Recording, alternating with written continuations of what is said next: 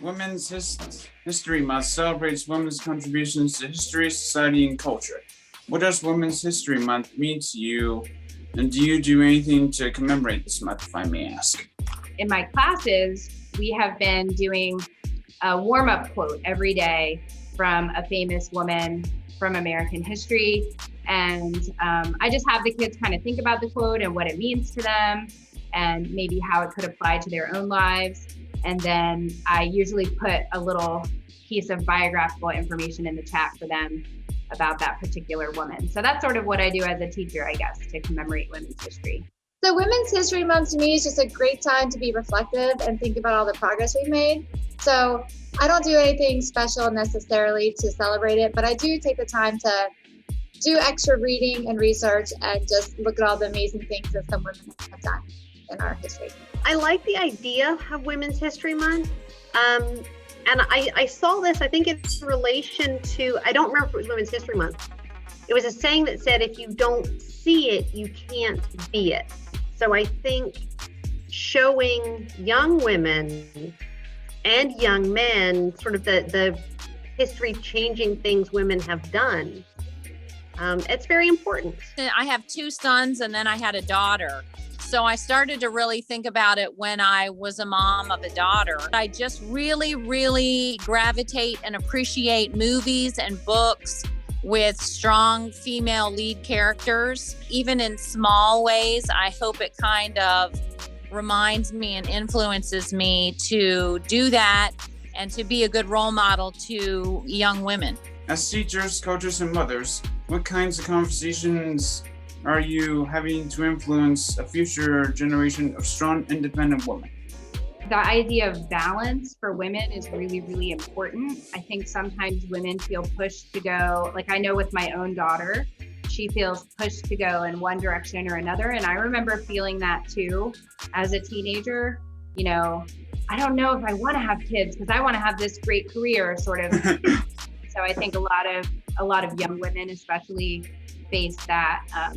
They feel like that's kind of a decision. And I think that we need to get away from that in our society, that it doesn't have to be a decision that you're doing one or the other, that it's possible to really do both and do both successfully. As a mom and as a teacher, I feel like, I always try to do my best to have open and honest conversations with my daughter and my students. So I feel like it's our job to just show them that there are awesome people out there in the world already doing a great job. Women are natural, they're leaders already. They're running companies, they're CEOs. So we have fantastic people out there already, women in particular. So I just feel like as long as we continue to inspire and encourage our daughters that they can do anything that they want, like the opportunities are limitless, then I feel like we're doing a really good job. When young women are assertive, we need to say assertive and not bossy. We need to let young women understand that they don't have to make everybody happy. They can stand up for themselves. They can be assertive, and that the men in this world can handle that. And I think the most important thing is to have women support other women and always try to build each other up. and not criticize each other, so that we are one strong team.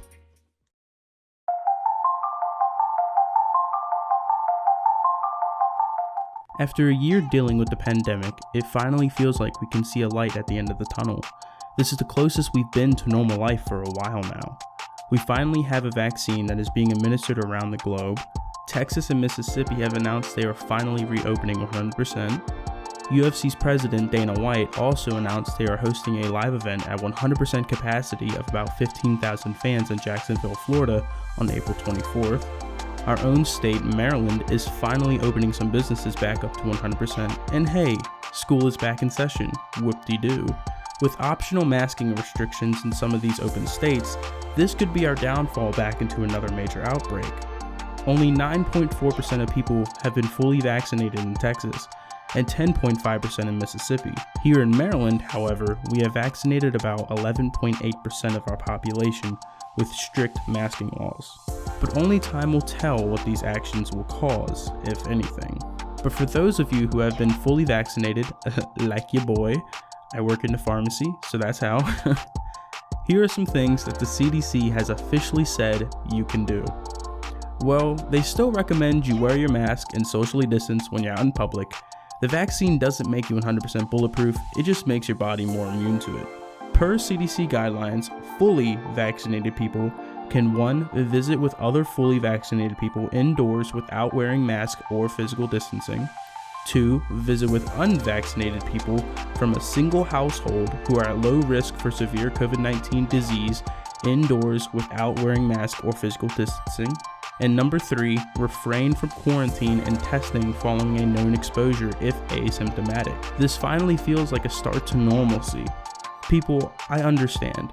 It's a vaccine that was developed really quickly and not a lot of research has gone into it yet to see potential long-term side effects. But if you were considering it, I would highly recommend getting it. Do your part in finally ending this pandemic. And please stay safe.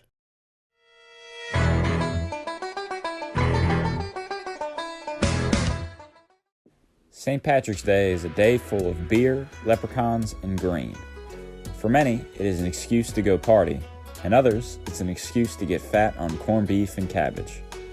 But that's not what St. Patrick's Day was originally made for. Every year, on March 17th, the world celebrates St. Patrick's Day in honor of Ireland's patron saint. It has been a religious holiday for over 1,000 years in Ireland, but began fairly recently in places like America. The first parades held in the US were in the 1760s when Irishmen were serving in the British military. But why celebrate St. Patrick? St. Patrick, who lived during the 5th century, is the patron saint of Ireland and its national apostle. Born in Roman Britain, he was kidnapped and brought to Ireland as a slave at the age of 16. He later escaped, but returned to Ireland and was credited with bringing Christianity to its people. In the time following Patrick's death on March 17, 461, his story began to spread into Irish culture. The most well-known legend of St. Patrick is that he explained the Holy Trinity, Father, Son, and Holy Spirit, using the 3 leaves of a native Irish clover, the shamrock, which is why it is a symbol of the holiday today. Another symbol of St. Patrick's Day is the leprechaun. These, ironically, have no connection to the history of the day, other than the fact that both are from Irish history. But leprechauns are the reason it's a tradition to wear green. According to Irish stories, the color green makes you invisible to leprechauns, who are known for pinching everyone they see. Eating corned beef and cabbage is the best part of the day in my opinion, but it was not the favorite when it first began.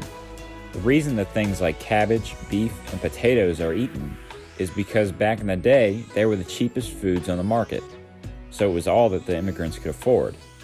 But throughout time, it went from a burden to eat all the cheap food to a look forward to tradition. To me, St. Patrick's Day always just seemed like a fun excuse to dress in all green and pinch people. But there's actually a lot of interesting history that goes behind the day and behind the odd traditions that we have today.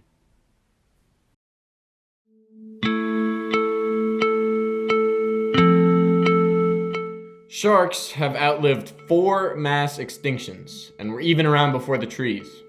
Sharks have lived peacefully, keeping the ocean's ecosystem in balance for over 450 million years. Then a primate with a big brain comes along and pushes this animal to the brink of extinction almost. According to worldwildlife.org, the main threats to species of shark around the world are demand for shark fins and meat, and lack of management for shark fisheries to ensure sustainability. Many sharks are caught without intention. Tuna fishermen may accidentally catch a shark on a long line, but might keep it because of the demand for shark fin. The practice of shark finning is very cruel. Because the shark fin is worth more than the meat of the sharks are usually sent back into the ocean without fins to die of suffocation or blood loss, unable to swim. These cruel practices are wildly undermanaged and need to be refined. Sharks play an immeasurable role in their respectable ecosystems, and according to shark scientist Melissa Marquez, even just the presence of a shark patrolling can affect how the prey fish eat. If these sharks are removed from their habitat, these prey fish will have free rein to eat as much as they want, completely throwing the ecosystem out of balance.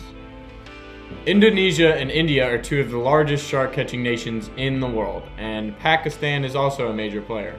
Most of their fisheries taking sharks are unmanaged or lack catch limits. These countries have such large market for shark that the value of this animal does not matter. Following campaigns by World Wildlife Fund, Traffic, and like-minded organizations in 2013 through 2016, 20 species of shark and ray are now listed on CITES Appendix 2. The listings cover some of the most commercially valuable sharks and ray species and will ideally motivate shark fishing nations to increase fisheries improvements. Species include the oceanic white-tip, silky and thresher sharks, and manta rays. It's not too late to save the sharks, and anything that you can do will help. If you want to help directly, go to worldwildlifefund.org website and you can adopt a plush whale shark. Funds will go straight to the shark conservation efforts. The importance of shark to the well-being of the ocean cannot be understated. This animal has been around longer than we have, and instead of pushing this animal almost to extinction, we need to ensure that the sharks stay healthy and continue to play their important role in their respective ecosystem.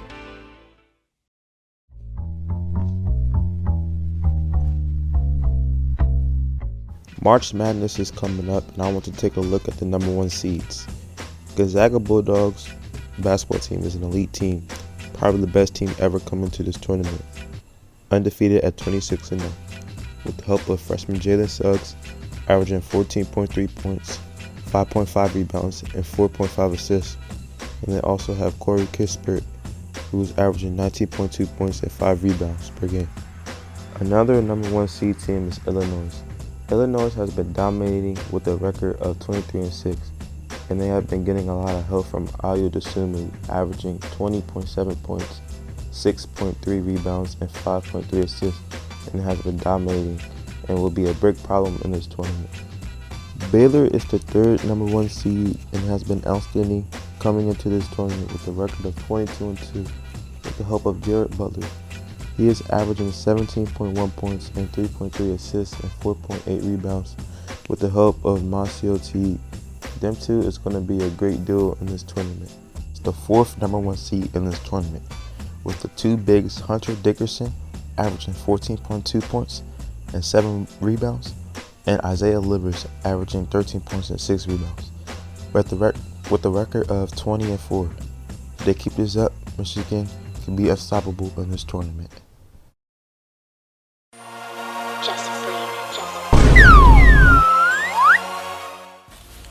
On Thursday, March 18th, there will be a new extended cut which will be a re-edited version of 2017's Justice League.